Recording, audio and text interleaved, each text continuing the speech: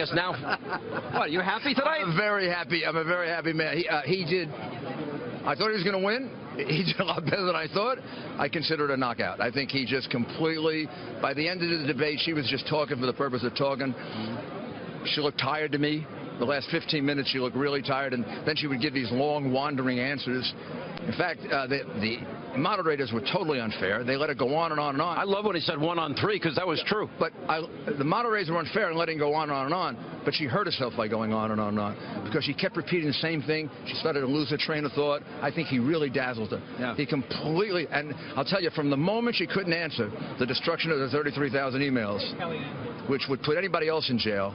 You know that. I know that. Everyone in America knows that. The Abe Lincoln line, did he plan that, or was that just flying out?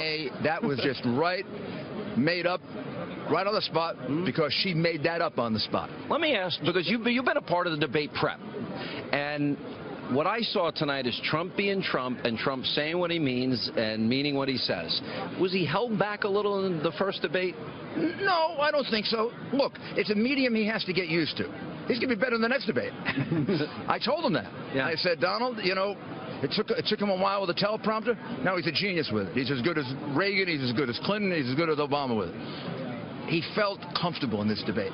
That first one probably, I actually thought he did much better in that debate when you look at it a second time than a lot of people think. But this debate, this could be one of the biggest knockouts I've seen in a presidential debate. I don't think I've ever seen one candidate dominate the other candidate more. She was completely on the defensive the entire night. It was unrelenting. Let's go to the issue that everyone was talking about coming into this tape from, what, 11 years ago. I thought his answer, number one, he seemed sincere in his apology. Of course he was. Okay. And number two, he waited, and because she kept pressing it, he said, all right, I'll go there. Yes. She was the one who began the unrelenting, vicious, nasty, horrible attack on him. So I think the way he answered it, he apologized, but he also put it in proper perspective. We got a world in which people are being killed all over the world. We've had more Islamic terrorist attacks in the last 10 months than we've had since September 11, all over the world, including the United States. We're waiting for the next city to get attacked, right? Scary. It's scary. We have no plan. It's obvious from her ridiculous answers. We have no plan in Syria. She doesn't know what the heck she's doing in Syria. I mean, she has no idea. They have no idea how to set priorities. I was thinking, when they started talking about announcing what you're going to do, I was thinking, like Eisenhower didn't announce we're going to invade in Normandy. So it was a good point. But think of this debate in substance. They talked about the economy, substance, taxes, substance, vetting refugees, substance, immigration, substance, even Syria, Iraq, substance, radical Islam, substance. I come away from it with the following. If we elect Donald Trump, I get more money in my pocket. If we elect her, she can take 20% out. Yeah. I got that.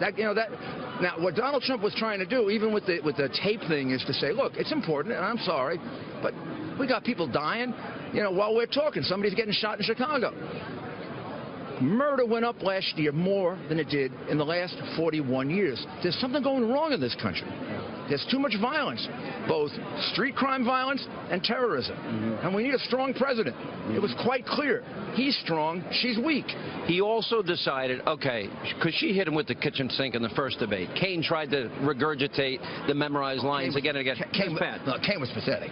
All right. So he came in, but what he said, he went after her on the email. He went after her in lying. He went after Benghazi. He went in the first debate. He left all that on the table. He didn't leave anything on the table tonight. Anything on the table tonight, and she never had an answer for the 33,000 emails and how you can destroy documents after a federal subpoena.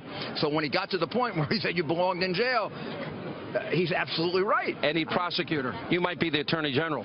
Well, I could convict her on at least, we started with 13. I'm up to about 26 now, Sean. And the reality is she lied to the FBI. Martha Stewart went to jail for lying to the FBI. One time. One time. She did it 39 times. She had no record.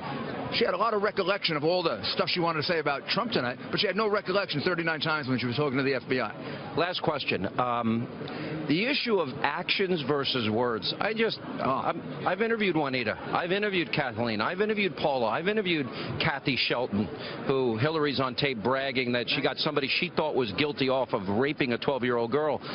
Are people now, is the media now challenged? Do they have a responsibility to bring up these issues? Well, if they're going to go back with a 12-year-old tape on him or something that happened 20 years ago, this is serious stuff. I mean, I talked to that woman, Kathy Shelton, for some time.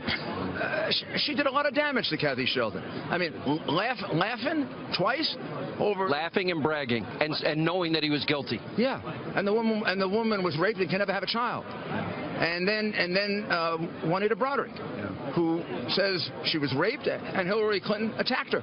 She said that herself in the microphone.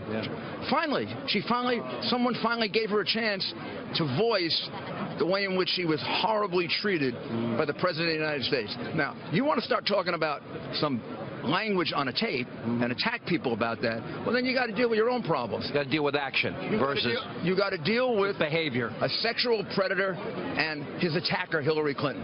Mr. Mayor, great to see you. On a scale of 1 to 10, you're giving this a 50. Oh, 100? Knockout, one of the biggest defeats in or victories in a presidential debate ever. All right, Mr. Mayor, good to see you. Thank you so much.